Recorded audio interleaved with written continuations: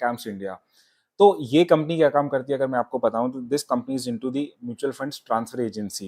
Like I told you, it provides आपको investor services provide करती है, डिस्ट्रीब्यूशन सर्विसेज और एएमसी सर्विसेज प्रोवाइड करती है। आप चाहे कहीं से भी आप म्यूचुअल फंड्स खरीदते हैं, लेट्स से ग्रो से खरीदते हैं या फिर कहीं से भी आप ईटी मनी से खरीदते हैं कहीं से भी, तो आप अपने जो म्यूचुअल फंड्स हैं उनको ट्रैक कर सकते हैं कैम्स के थ्रू। लेकिन आपको पता है कि जो कैम्स है फॉर एग्जांपल उनके पास एक limited number of AMCs registered है। फॉर एग्जांपल एक्सिस का जो शेयर है वो आप के फिनटेक पे देख सकते हैं, लेकिन आपके आपके जो एचडीएफसी के या फिर आदित्य बिरला के या फिर आपके डीएसपी के इस तरीके के जो आपकी म्यूचुअल फंड्स हैं, आप बोल सकते हैं एएमसी से, उनके आप कैम्प्स के अंदर अपने ट्रैक कर सकते हैं, इन्वेस्ट कर सकते हैं, रिडीम कर सकते हैं, बहुत सारी सर्विसेज प्रोवाइड कर सकते हैं। तो ये जो शेयर है आपको पता है कि बहुत जब मार्केट का बूम आया था 2021 के अंदर तो काफ़ी अच्छा बूम आया था, बट रिसेंटली जब मार्केट जब डाउन हुआ था तो इसके अंदर भी सिग्निफिकेंट फॉल हुआ था। एटलीस्ट अपने जो मार्केट 2000 तक की रेंज में पहुंच गया था।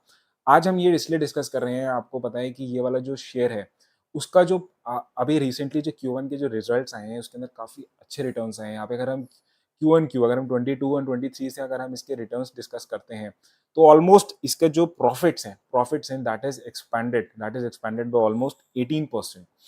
हम इसको और थोड़े डिटेल में पढ़ेंगे, हम मेजरली दो चीज़ों पे मोस्टली फोकस करेंगे। हम सबसे पहले इसके फंडामेंटल्स पे आएंगे, लेकिन इसके आने से पहले हम सबसे पहले इसके बेसिक फैक्ट्स मार्केट कैप देखते हैं। मार्केट कैपिटलाइजेशन के हिसाब से मार्केट कैप इसका 11,000 यानी कि ऑलमोस्ट 12,000 करोड़ का हो चुका है, जो हम बोल सकते हैं मिड कैप कैटेगरी की कंपनी हो चुकी है। अगर हम इसके अंदर करंट प्राइस देखते हैं तो ऑलमोस्ट 2400 के अराउंड का प्राइस हो चुका है इसके अंदर से आज अगर हम देखते हैं तो। अगर हम फोकस करते हैं ना, सबसे इंपॉर्टेंट जो मेरे को लगता है कि इसके अंदर हम सबसे पहले इसके अंदर ईपीएस और उससे पहले हम नेट प्रॉफिट देखेंगे, क्योंकि कंपनी एटलीस्ट प्रॉफिट मेकिंग होनी चाहिए।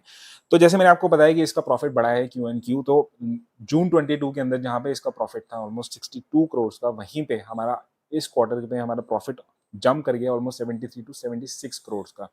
यानी कि आपको ऑलमोस्ट 18 टू 20% का आपका जो है नेट प्रॉफिट बढ़ा है। That is a good sign about any fund. EPS भी अगर आप देखते हैं तो अर्निंग पर शेयर देखते हैं तो दैट इज रिजन फ्रॉम 12 से लेके आज हमारा 14 टू 15 तक का हमारा बढ़ गया। तो ऑलमोस्ट स्पेक्टाकुलर आपका डिफरेंस, बिकॉज प्रॉफिट्स बढ़े हैं तो अर्निंग भी बढ़ेगी। तो पर शेयर की अगर हम देखते हैं तो वैल्यू काफी अच्छी आई है। नाउ अब हमें पता लग गया कि वन गुड थिंग इज कि इसके प्रॉफिट्स तो अच्छी तरीके से बढ़े हैं, लेकिन इसके अंदर इन्वेस्टर्स कौन कौन से कैसे कैसे इन्वेस्ट किया हुआ है, तो उस पर majorly we focus upon the FIIs for example, because FIIs जो होते हैं आपको पता है मार्केट के अंदर स्ट्रॉन्ग हैंड्स होते हैं। तो अगर हम सितंबर से कंपेयर करें तो लास्ट जो हम क्वार्टर से डिस्कस करते हैं यहाँ पे 3-4 क्वार्टर से पहले से, तो यहाँ पे एफआईआईज जो थे ऑलमोस्ट 33% होल्डेज थी और इन्होंने अपनी होल्डिंग जो है बढ़ाई है। और अगर हम जून क्वार्टर की होल्डिंग देखते हैं तो यहाँ पे आपकी 35 क्लोज टू 36% तक यहाँ पे हम पहुंच गए हैं। तो यानी कि एफआईआईज ने थोड़ा सा भरोसा दिखाया है रिसेंटली, जो मार्केट के अंदर पैसा एफआईआईज ने डाला है उसने कैंप्स में भी डाला है। प्रोमोटर की होल्डिंग ऑलमोस्ट सिमिलर है। डीआईएस ने थोड़ा सा अपना जो है होल्डिंग्स को थोड़ा सेल आउट किया है, ऑलमोस्ट 14.9 से 11.6 पे आ गए हैं। एंड पब्लिक ने थोड़ा सा मार्जिनली इंक्रीज किया हुआ है। तो अगर हम देखते हैं कहीं ना कहीं बैलेंस हुआ है between the FIIs and DIIs, but higher allocation of both FIIs and DIIs की, तो that's a good sign for any particular आपका जो स्टॉक होता है। नाउ अगर हम आगे बढ़ते हैं, हम देखते हैं कि कैंप्स ने रिसेंटली क्या एक्वायर किया है। अगर हम फंड हाउसेस के बारे में बात करें तो टू मेजर आपके म्यूचुअल फंड्स के अंदर यहाँ पे आए हैं। वन इज या नावी म्यूचुअल फंड, आपको पता है नावी भी रिसेंटली लॉन्च हुआ था, तो इसके भी अगर आपको म्यूचुअल फंड्स खरीदने हैं तो आप कैंप्स के थ्रू खरीद सकते हैं। Next we are Helios mutual fund. So these are the two new additional mutual funds, क्या ये एएमसी बोल सकते हैं, जो कैंप्स के अंदर आए हैं। क्या कर रहा है, सिर्फ म्यूचुअल फंड से रिलेटेड नहीं है, ये अपना नॉन म्यूचुअल फंड्स जो इसका सेगमेंट है उसके अंदर भी इसने अपना रेवेन्यू मिक्स इंक्रीज किया है। और इट इज फोरकास्टेड कि इसका जो अभी करंटली 12.6 रेवेन्यू के अंदर कंट्रीब्यूशन होता है from non mutual fund segment, that is gonna increase by 15% तक इसका जो है लोकेशन नॉन म्यूचुअल फंड्स हो जाएगा। And that is a good thing कि वो डाइवर्सिफाई कर रहा है। It is not just relying on the mutual funds, क्योंकि आपको पता है कि जब बियर मार्केट आएगा तो कहीं ना कहीं इसको प्रॉब्लम हो सकती है। और अगर हम देखते हैं तो it is also waiting camps पे, आपको पता है it is into the payments. So in principle authorization from RBI is awaited, जिसके बाद ये पेमेंट एग्रीगेटर की तरह काम कर सकता है, and that is the camps पे। तो इसका भी एक अनदर दैट इज, हम बोल सकते हैं कि it is into the payments, लेकिन नॉन म्यूचुअल फंड सेगमेंट से ये कहीं ना कहीं अपने डाइवर्सिफिकेशन बढ़ा रहा है। तो अगर हम बात करें, जो डिफरेंट डिफरेंट आपको पता है मार्केट के अंदर इन्वेस्टर्स होते हैं और वो अपनी फिर कमेंट्री करते हैं मार्केट के अंदर। तो अगर हम मोतीलाल ओसवाल का देखें तो उन्होंने प्रेडिक्ट किया है कि कैंप्स का जो शेयर है उसका टारगेट उन्होंने ऑलमोस्ट 2600 का दिया है यहाँ पे, because they have considered very bullish view. लेकिन हम इसका थोड़ा सा ऑफ साइड भी देख लेते हैं, नेगेटिव साइड भी देख लेते हैं, कि क्योंकि आपको पता है कि कहीं ना कहीं हर एक चीज़ के जो होते हैं आपके आपके इफ्स एंड बट्स होते हैं। तो यहाँ पे हम देखते हैं तो जेफरीज ने ही आपका जो है सिमिलरली, जैसे मोतीलाल ओसवाल ने बुलिश इसका आउटलुक दिया है, but they are not bullish, they are bearish about this particular stock, and they have kind of a given जो इसके रिड्यूस टारगेट दिए हैं, ऑलमोस्ट जो इसका नेक्स्ट बेस बन रहा है वहाँ पे 2000 तक के रेंज के इसके टारगेट्स दिए हैं। And why it is so, क्योंकि आपको पता है रिसेंटली अगर आप देखेंगे तो सेबी की गाइडलाइंस जो है, इस रेगुलेशंस थोड़ी सी बढ़ गई है about the mutual fund industry.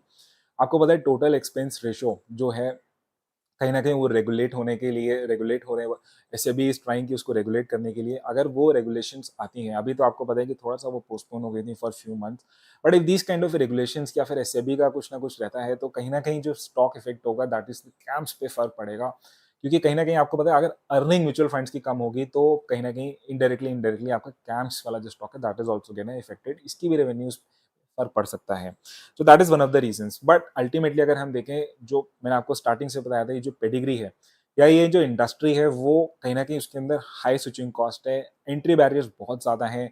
ये मोनोपोली या फिर डुओपोली जैसी इंडस्ट्री हो गई है, तो कहीं न कहीं बिज़नेसेस कहीं पे भी आएगा। आपको पता है India is growing, people are investing lot of things, lot of money into the equity and non equity debt also. So जो अल्टीमेटली इनडायरेक्टली फायदा होने वाला है वो कंपनीज लाइक कैम्स को होने वाला है, and that is kind of A I am bullish about this particular mutual fund. अगर हम इसका हम देख लेते हैं, हम चार्ट्स के थ्रू हम इसकी थोड़ा-सा बेस और इसके अगर हम रेजिस्टेंस लेवल भी देख लेते हैं और हम इसका सपोर्ट ज़ोन भी देख लेते हैं, तो currently it is trading around 2400 की रेंज में ये कर रहा है। अगर हम नेक्स्ट इसका हम देखते हैं, बेस डाउनवर्ड साइड पे आता है, तो इसका next support is around 2000 range पे पड़ता है। अगर हम हायर लेवल पे देखें तो इसका जो फर्स्ट इसका रेजिस्टेंस बन सकता है that is close to 2700। 2700 cross अगर करता है तो इसका नेक्स्ट आएगा अराउंड 3000 एंड उसके बाद 3500 का, क्योंकि इसने आपको पता है कि जब हाई 52 वीक हाई या फिर उससे पहले जब बॉट हाई बनाया था तो ऑलमोस्ट ये रीच टू 3800 के लेवल्स पे पहुंच गया था। लेकिन आपको मैं डिस्क्लेमर के लिए बता दूं कि this is not a recommendation to invest in any stock. I have not invested in this stock. आपको अगर इन्वेस्ट करना है तो अपनी पर्सनल एडवाइजर की एडवाइस के बाद ही करिए, and this is video is only for educational purpose to give you the current scenario that what has happened about the Q1 results के आने के बाद what has happened in the stock like CAMS. So I hope you got some idea. आपको कोई और stock के बारे में जानना है तो please mention that in the comment box below. Video अच्छी लगी लाइक करिए, सब्सक्राइब करिए चैनल को। मिलेंगे नेक्स्ट वीडियो के अंदर। Thank you for watching this video. Thanks a lot.